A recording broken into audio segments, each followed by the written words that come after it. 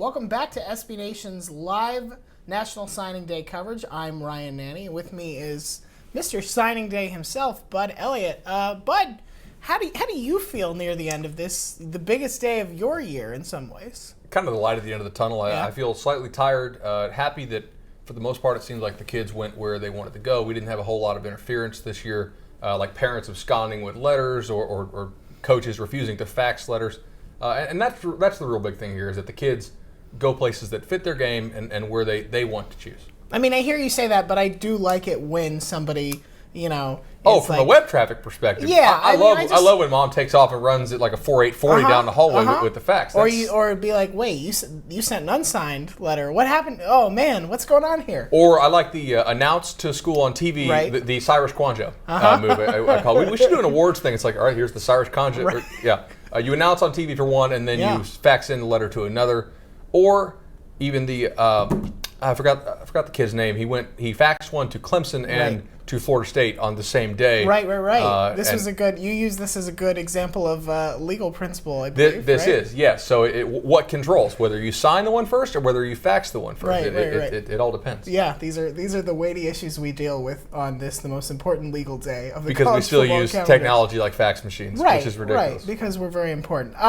We are going to talk on this episode about the Big 12 and the Pac-12. Some interesting storylines developing there. We're going to talk to Westcott Eberts in a little bit from one of our Texas blogs, Burnt Orange Nation. But before we do, let's just talk about the kind of day Texas had generally. This was a class that, last night we said, okay, it looks like this is going to be solid, if not a home run class. Maybe you're going to look at 25, maybe a little higher than that in terms of their final ranking.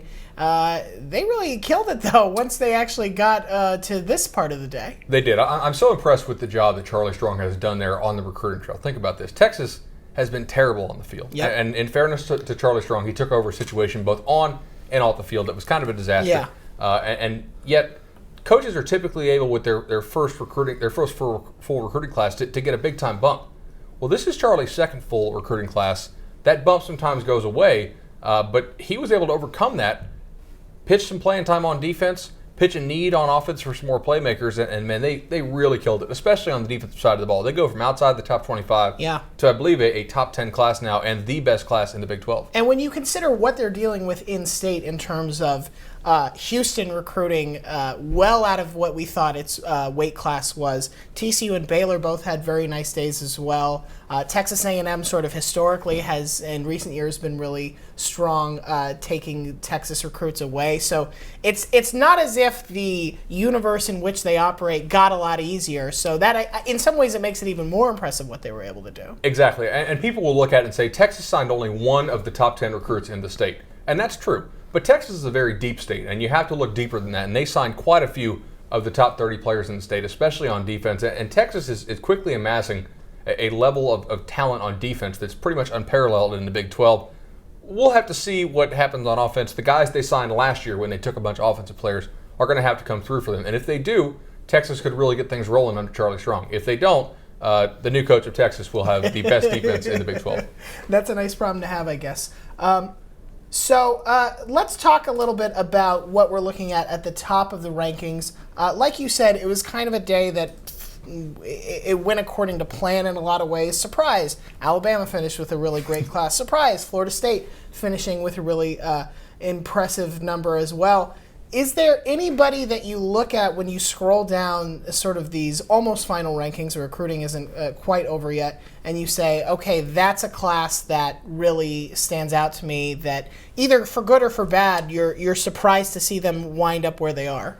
I think Auburn did a nice job to close with some top prospects, most notably Derek Brown, the number one player in Georgia. I think Georgia's class, despite the fact that it finished 7th in the country, was a little bit disappointing. Yeah. They did lose E.J. Price, the top offensive tackle, or one of the top offensive tackles, rather, in Georgia, to USC. They also lost Derek Brown, as I mentioned, to Auburn. We'll see what happens with Demetrius Robertson, who is actually delaying signing, I believe, to see if he can get into Stanford. He's a guy who values academics quite a bit. If he doesn't get into Stanford, then I think you could see him end up either at Bama or Georgia. So slightly disappointing there. You'd like to see Kirby Smart do better next year. Texas obviously finished at number 11. UCLA did a really good job to get up to 12. I think USC's class is both good and bad, in that there was a number of prospects they missed on down the stretch, or that I feel like Clay Helton should have closed out earlier, but yet they still finished in the top 10, the only class in the Pac-12 to sign more 4 and 5 stars than 2 and 3 stars, which is basically the national championship standard over the last decade. Yeah, I think what's interesting about that Georgia class is, the hope was that Mark Richt had sort of this checkered history of keeping talent in state. Georgia fans certainly want to believe that history was gone with him as he left for Miami. It's got to be a little frustrating seeing that Kirby Smart wasn't able to sort of fence in the state as much as they would like, but it is sort of his first time at this. They did keep some very impressive talent from the state of Georgia as well. So yeah, I mean, the nice thing is Georgia fans are right where they want to be. Interesting enough to be talked about, but not confident enough to feel like they're going to definitely do anything about it. So Kirby Smart is not a crooked politician. He cannot redraw these states' borders, and there are still... Which is unfortunate because Georgia has approximately 700 counties within it. Right, so. Exactly. So, look, there are Clemson fans in East Georgia. Yeah. There are Auburn fans in West Georgia. There are Tennessee fans in North Georgia. South Georgia is just as much Gators and Noles country as it is Bulldogs country. That's an extremely talented state, probably the third most talented state in the country, maybe fourth, depending on how you feel about California in a given year. But look at that. That is tough to keep all the kids home. You do have to do a better job of keeping the very top kids home, and I think Kirby Smart will do so next year. We oftentimes talk about your first class, but to me, the first class really is your first full class. Right. After you've had an entire year with the staff that you've assembled to develop these relationships with these young men and then get them to sign. Auburn had a rocky year on the field this year, but most of their staff stayed around. Right. They've been recruiting Derek Brown for the entire time. It's not surprising that he trusted them to go there because the relationship he had with them was longer than the one he had with a lot of Georgia staff. Absolutely. I understand we're having some trouble getting Westcott on the line, so you and me, bud, we're just going to roll through Texas's class on our own here. Let's start with Brandon Jones, a guy who spurns Texas A&M. That feels like the kind of battle that we were talking about earlier that A&M in the past couple of years usually wins. How big of an asset is he going to be for the Longhorns? A big asset, because not only does he have good size, 5'11 and a half, about 195, 200, so he's not huge for safety, but he's got good size. It's the range. It's the range in the Big 12 to be able to say, Brandon Jones, can you be my free safety? Can you play sideline to sideline and be the guy to allow Texas to play more single high coverages to come down and take away some of those bubble screens, take away some of those short throws that these spread offenses want to run. Deny the freebies, make them hit the more difficult passes, and Jones will be able to pick off a few of those in the back end. We also see that Texas, even though this felt like a very defensive-oriented class, they did get an interesting quarterback. What do you have to say about Mr. Bichelle? Quarterback. Yeah. At Texas. Yeah. Might be a position of need. Usually a position of strength, yeah. Yes. Yeah. So as we see here, look, Shane Bichelle is not the biggest guy in the world. He's probably 6'1 and a half, maybe $180, $185. Really good touch on the ball. He's a guy that understands the position of quarterback. Throws with good anticipation, good rhythm. The ball comes out on time. He's not going to wow you with a huge arm, but I think he's a very intelligent competitor. I really don't like make comparisons to guys who went to the same university because it feels kind of lazy, but he really does remind me of Colt McCoy. He has enough athleticism to escape the pocket, make things happen on the run, and make defenders rush the passer in a more disciplined way as opposed to just a pure pocket guy. We see here he's getting out on a nice run. I wouldn't necessarily call him a serious dual threat, but if you want to run him a little bit, you can do that just to keep defenses on. Sure. So, Texas fans, if you're listening carefully, Bud said you have the next Colt McCoy. If it doesn't pan out, you can blame him entirely. Day one starter. Also, early enrollee for him. So Even better. So now if he doesn't start, there's something wrong with him. We're going to go ahead and talk to Mark Moore now from Our Daily Bears, SB Nation's fine Baylor site. Mark, how are you feeling about Baylor's class, this 2016 class looking so far?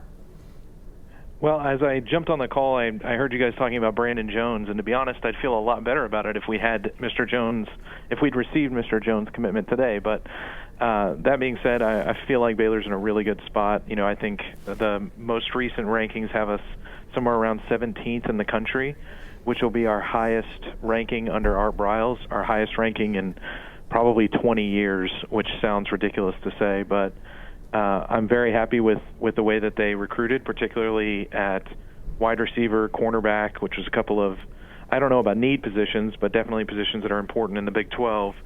and then also on the offensive line with Patrick Hudson and J.P. Urquidez, and then of course Brandon Autry, which is our JUCO guard. So I'm very excited. I think Baylor did well, brought in 22 very solid recruits, flipped a good one last night, and closed relatively strong.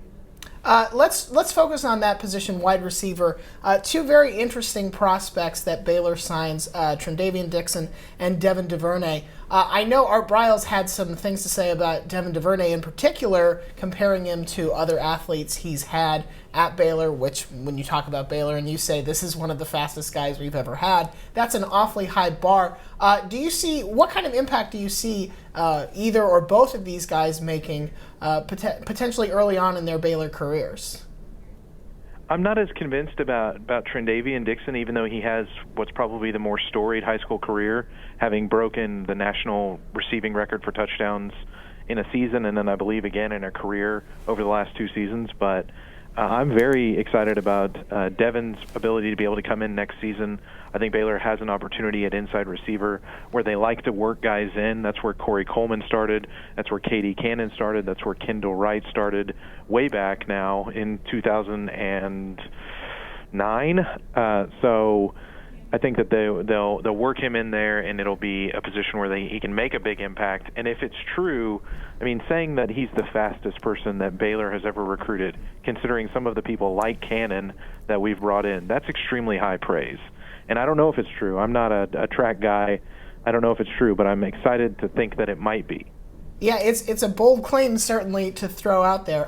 Last question for you, Mark. Looking down Baylor's commitment list, is there anybody who you look at and say, this isn't a guy who necessarily is going to come in as a true freshman or maybe even a redshirt freshman and do anything particularly meaningful, but looking forward, is there somebody you're looking at and saying, boy, so much potential, so many raw skills that can be molded and taught into a more finished product?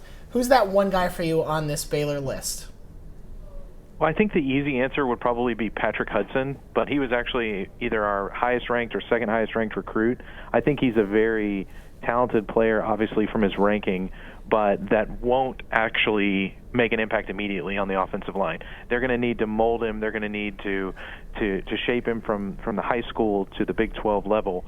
And then that's going to take some time. That's going to take a couple of years, I think, before he becomes this finished product that everybody sees as this 4 or 5-star recruit.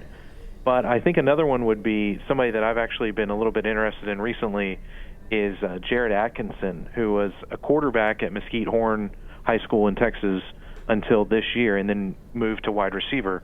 Not a lot of tape on him, not a lot of huge offers, but he did have pretty good rankings and the star system and everything this season. He's a big guy. He's fast. He's got all the tools that you would look for. And in Baylor's system, wide receivers do pretty well. So that could be a guy that down the road, after he's had a little bit of time, could really, really show well. Names to look out for in seasons to come. Mark, thank you so much for joining us today. Absolutely. Thank you guys for having me. Thanks, Mark. But it's interesting, Mark brought up a point that you and I had been talking about before the show, that Baylor, for all its recent success, had never seen that really pan out into consistent or reliable, highly ranked recruiting classes. They were always hovering maybe in the mid-30s, maybe a little higher than that, sometimes a little lower than that. What is it about is there something about Baylor that's changed, or do you just think it takes a little while for that momentum to build up where you can sort of say, this isn't a flash in the pan thing, we can get you to the NFL, we deserve to be considered as much as some sort of the more traditional powers of college football? I think you said it there. It's the consistency of winning. Baylor's had a very good product on the field now for about a half decade. If you consider the lifespans, though, of the influencers in recruiting, your high school coach, your parents, probably some older brothers or some older siblings, Baylor's been terrible over that longer span. Sure. They've just recently gotten good. So if your influencers are actually going to tell you, hey, Baylor's a good idea to go to, that may take a little convincing. It may take 5 years, like we've seen in Baylor, actually be having a good product on the field. 4 or 5 Art Briles recruiting classes saying, you know what, Baylor is sending guys to the NFL. They are developing these kids. They've done a good job of scouting, which might say a little bit of something about the recruiting rankings in the state of Texas and how much a Texas offer influences the star rating in that state. I have some opinions on that, maybe for a different show. But they are signing a higher quality of recruit now, and you're right. It does take a little longer for these upstart programs to show on the recruiting trail, and you have to keep consistently winning. I love the DuVernay kid. Yeah. He is so talented. I don't know. Are we watching film him? Or? Yes, we are. Okay. Here. Yeah. So DuVernay, actually, I'm going to drop a name here that you'll be familiar with. Percy Harvin. Yeah. Not a tall guy, 5'11", probably 200. DuVernay is a track guy who runs that fast on the field, Sure, and you don't yeah. always see the track stuff. Watch how quick he gets up here. It's just gone. You know, he closes there. Nobody catches him from behind, and he's a strong guy. He will run through some arm tackles. He's not one of these track guys who slide a build. Really a good football player here. Has some moves. Maybe not the shiftiest guy in the world, but when he opens up full throttle, he's gone. Yeah. And Baylor's so good at getting the ball to space or to guys in space. Well, and it's absolutely, he's one of those players that you talk about, well, let's just give him the ball in space, and you can see in some of those clips just, quick little bubble screens, things like that. He doesn't need a ton of space to start doing his thing, which is the really impressive thing. The other issue, or not issue, I guess, the interesting thing about Baylor, possibly you looked at their success of the last few years, and Art Briles was always the name that was getting thrown out for he's going to take the Texas job, he's going to take this job, that job. The fact that he's stuck around may be also responsible for some of this recruiting fruit that has come to bear, because you don't look at Baylor and say, well, that's a stepping stone job anymore. You start to think of it and say, that's a job where you can potentially compete for conference titles, for being in the conversation for a playoff spot. It's not the same job that it was certainly in the recent past, and that probably helps. Let's look now. We're going to look at our Big 12 early impact players. We've already talked about a couple of these guys so far, Shane Bichelle, Devin DuVernay. Let's talk about, we haven't talked about Oklahoma at all. Mark Jackson Jr., defensive end. What's sort of the story on him, bud? Oklahoma had a good sign today, but not a great sign today. Had some top prospects they missed on down the stretch, but they did do a good job getting Mark Jackson, flipping him from Texas A&M, who's now in the SEC. I think Mark Jackson is maybe not a guy who's going to be great against the run early on, but could have a true impact as a pass rusher. And you need some pass rushers in the Big 12. They like to pitch the ball around a little bit. Also, you have Siwa Molina, a name I just totally butchered, but he had a but great... you pushed through it hard. Yes, that I did. Was the You mumble it and say it fast. Yeah. Sing it if you're with me, hum it if you don't. Right? So he had a great Army ball game, and then Taj Williams is a JUCO prospect. TCU loses Josh Dawson, right? Yes, they do. So they need somebody to come in and catch passes. He could have an impact. Yeah, definitely two interesting players for them who will be potentially being worked into that system very quickly. TCU also one of those schools that is enjoying a little bit elevated recruiting class this year. We are going to move on. They have one of the top quarterbacks in the country for next year. Look at we'll that. be talking about in about 12 months from now. It sounds so much farther away than it actually is, but don't do that. We're going to move on to the Pac-12 now. We've got Josh Nacion from House of Sparky, SB Nation's Arizona State blog. Arizona State, not a team that I necessarily thought we would be talking about on signing day, but has had kind of a sneakily good little day themselves. Josh, how are you feeling about Sparky's class so far? Well, the thing with Arizona State is that Todd Graham actually did most of his recruiting work toward early other regular season. And what's been strange about this year's recruiting class is that there's been no surprises at all. ASU has a pretty good recruiting class ranked between, I would say, 24th according to ESPN, and as low as 30th to Scout and Rivals. But Arizona State actually hasn't had a commitment since December 14th. Now, they've had 10 commits signed today, and back in December, about 8 early transfers were able to sign. But other than that, there has been very little action here in Tempe. Yeah, it's and in some ways, I guess that's kind of a good thing, because you get to go into a day like today and say, we know a lot of what we have. Some of it is going to be icing on the cake, so to speak. When you look at this class, is there anybody who stands out and you say, that's a guy who's going to make an instant impact or near instant impact for the Sun Devils on the field? There's definitely one. There's Nikhil Harry from Chandler High School.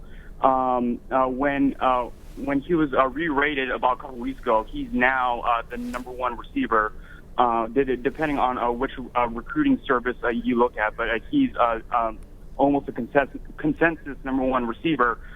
He's definitely going to be a starter. One thing that Arizona State lacked last season is they didn't have a go-to receiver, which Jalen Strong was 2 years ago. That really struggled with their offense. So Harry's going to come in, not only be an integral part of that offense, but he's going to be a poster child as like kind of ASU's in-state recruiting services as well. So that's why Harry's recruitment was huge for ASU. Yeah, I know Jalen Strong has already sort of given his blessing to N'Keal Harry, basically told him go out and just tear it up for Arizona State. Is there any position that you thought Arizona State didn't really fulfill the needs as much as they would have, or you would have liked to see them close a little bit stronger? Anything that you think is going to be a lingering need as we, and as Bud said, we're already going to do it, start thinking about recruiting classes for next season? As I'm looking at the list right now, the only absence that I really see is that Arizona State didn't really have a defensive tackle, and now like as you know of the Arizona State scheme, I mean Todd Graham likes to blitz, and blitz. Defensive tackle, that's where they have a lot of younger keys to that component. So that's just really the only hole. The only position that ASU didn't really recruit. So, but it's just mainly just going to be the coaching scheme that kind of needs to be adjusted. But other than that, that's something ASU would probably need to start recruiting into next season.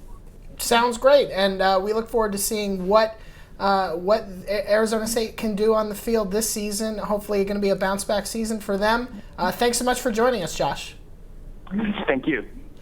So, Bud, talk to me about this Arizona State class. Who stands out at you as somebody that we're going to look back and say, wow, that was just like a fantastic grab for them? I'm going to take N'Keal Harry off the table for you because I know you want to say it. But is there anybody else you look at and say, that's going to end up being a really good signing for them? I'll give you two. Okay. Junior college defensive end Douglason Subdle, right? He's from Florida. Yep.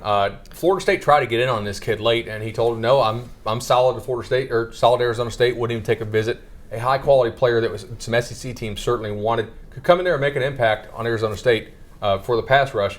I'm also going to give you Dylan Sterling Cole, who's a quarterback. I saw it at the Elite 11. Didn't really get to showcase his skills at the Elite 11 quite as much as some other guys because he is a true dual-threat quarterback. I know he's kind of listed as a pro style. I disagree with this. I think he's actually pretty athletic. I know Arizona State likes to use quarterback mobility when they have it. I think you'll see that there. Excellent. Looking at the Pac-12 as a whole, what are your feelings about how the conference did this signing day? Overall, was it a win for the Pac-12? Was it kind of a push? Was it a loss? I think it was mostly a win in that they kept most of the talent, west of the Rockies home. Yeah. You didn't see a whole lot of guys going from California. A couple schools tried to pull Brandon Burton. He went to UCLA. Wale Batiku went to USC. Mike Juarez, the five-star linebacker, stuck with UCLA. Yep. So from that perspective, they did a good job. I do not think this was that great of a year in California. Just for the overall recruiting Correct. pool? The overall California seemed a little bit down this year compared to some other years. I've seen it. So that really is the feeder state for the Pac-12, and it has a huge impact on how these schools do. But I think a number of schools did quite well. Okay.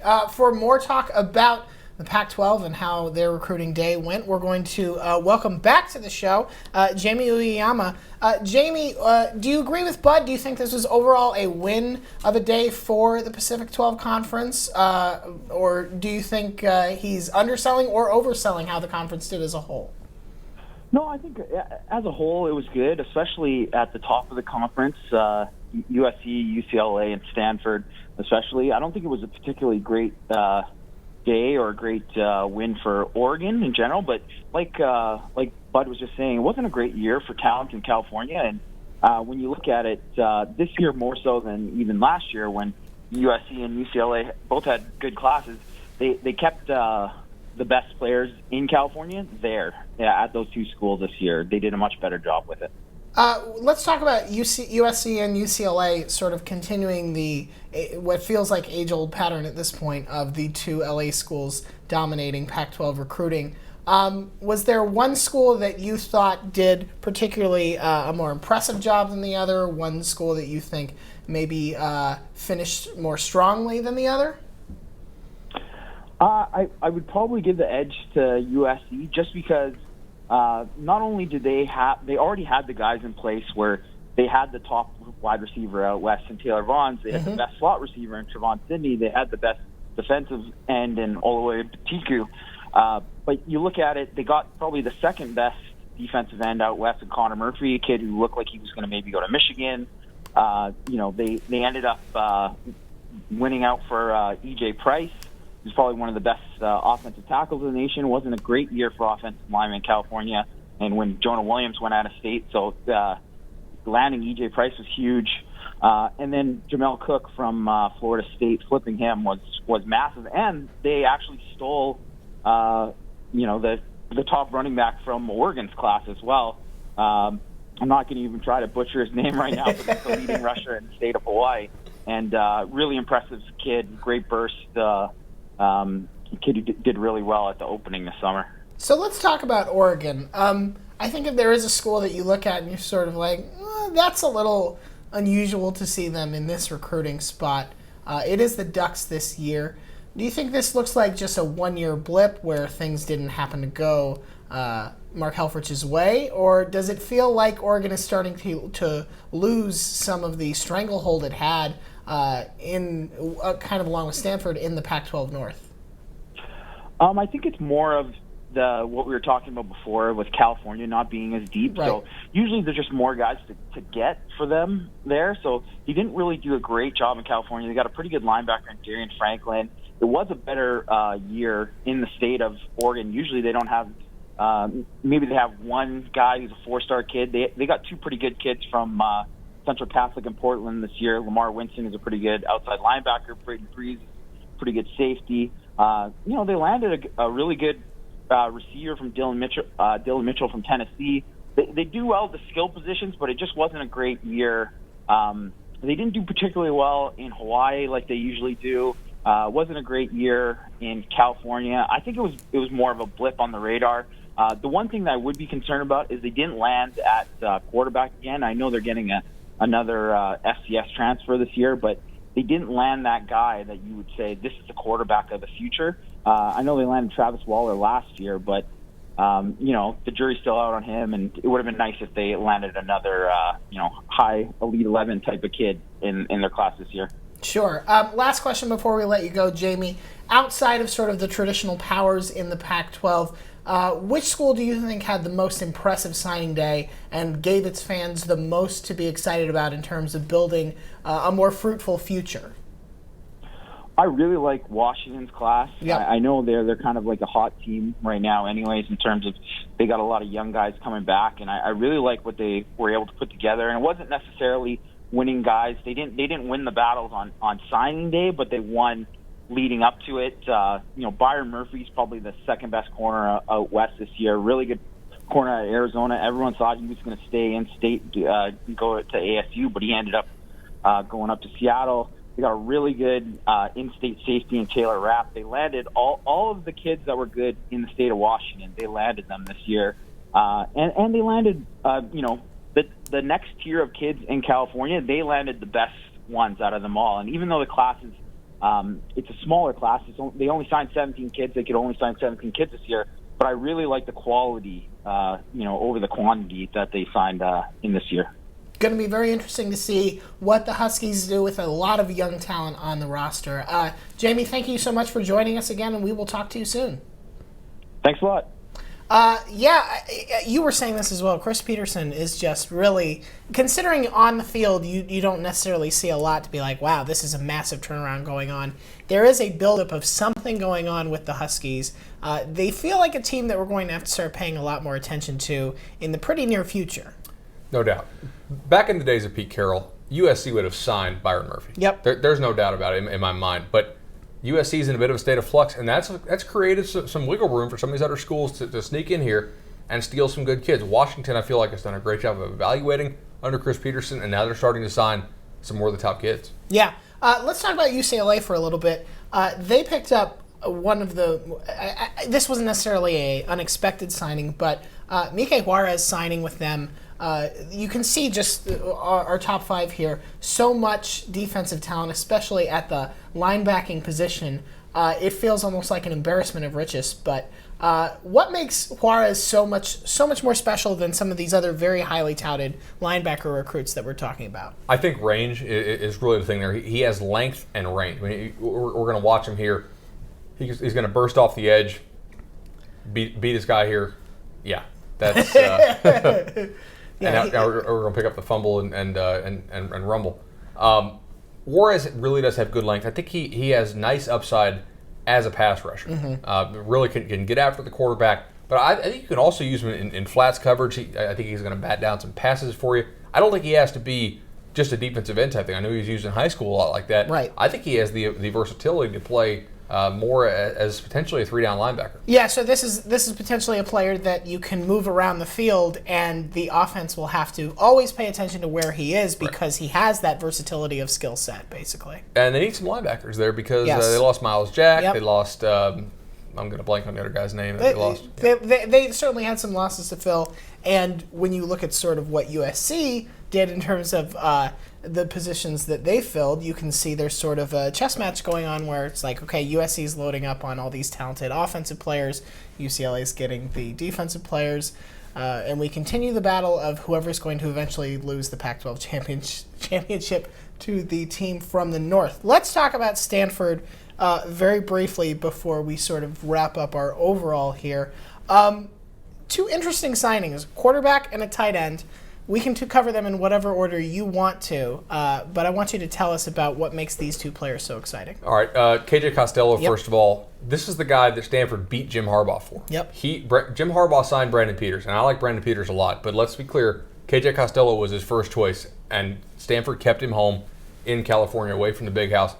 Big-time arm, just prototypical Stanford pro-style quarterback. Big California kid with the big arm, very smart kid. I think he's going to go and do big things there. I've liked him since he was a sophomore. I saw him down there at the IMG tournament. Acquitted himself quite nicely back then, and I thought, okay, this kid being this good, this young against some of the Florida defensive backs we see out there really bodes well. Caden Smith, I've seen since he was an 8th grader, actually. He was at Bama's camp. He was at Florida State's camp as an 8th grader. And if you didn't know he was an 8th grader, you wouldn't think it. Right. Just with the size he has, I mean, he's 6'5 and a half, 6'6". He's going to be a 260-pounder.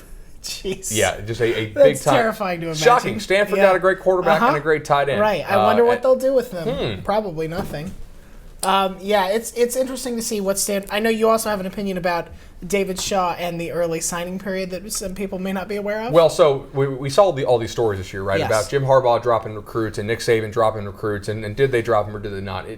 Probably, but the thing here is, if we had an early signing period, right, you'd be locked in. You really couldn't drop a kid who's already signed with you. Verbal commitments are non-binding. As lawyers, we know this. Yes, yeah. So, if you had the early signing period, it would really simplify things. Kids would have greater certainty as to where they stand. But David Shaw is not in favor of this, and the reason is, and people don't know this, Stanford does not take early enrollees. By early enrollees, I mean January spring enroll. guys who are going to be on campus. Everybody enrolls in Stanford in June like a regular student would. So if you were allowed to lock yourself into a school before Stanford can actually give you a committable offer, because Stanford does not extend these offers a lot of times until you have actual admission academically, which is a pretty tough school to get into. Sure. I didn't get in. You got in. We don't have to talk about that. It was a long time ago, and obviously I haven't made good life choices since then, so they probably made a mistake. Well, so what if I had somehow gotten in and I had signed elsewhere? I couldn't go. Yeah, exactly. That'd be terrible. Yeah. It would, and it certainly wouldn't benefit Stanford. So that's why David Shaw always is very vocal and speaks out against the early enrollee, against the early signing period proposals. Fair enough. Any last thoughts you want to share about what you thought about this signing day as a whole? I know you want to talk about the class. Where was it strong? Where was it weak? Where should we start looking at next year and say, okay, here are some position groups that you're going to be really excited to start looking at tape from our friends at Huddle already?